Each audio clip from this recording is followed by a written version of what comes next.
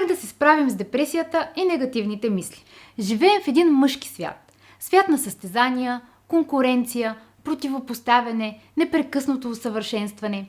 Човешкият свят маркиран от жаждата за пари, власт и контрол.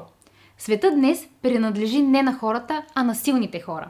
Ето няколко начина за справяне с негативните мисли. Редовната физическа активност е мощен стимулатор за настроението.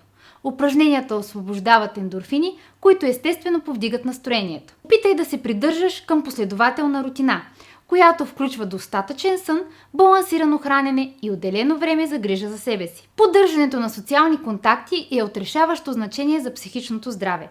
Планирай дейности с приятели и любими хора, независимо дали е уютна вечеря или разходка през уикенда. Обърни внимание на диетата си. Включи храни, повишаващи настроението, като плодове, зеленчуци, пълнозърнести храни и риба, богата на омега-3. Избягвай консумацията на кофеин и захари, които могат да допринесат за промяна в настроението. Приемай натурални хранителни добавки, които подпомагат доброто настроение, като сафрамил, който можеш да откриеш в аптеките и в сайта на BioLife Cosmetics. Сафрамил е естествен антидепресант с положително въздействие върху психологичното благосъстояние, като спомага производството на серотонин, подпомага неговото усвояване и задържане.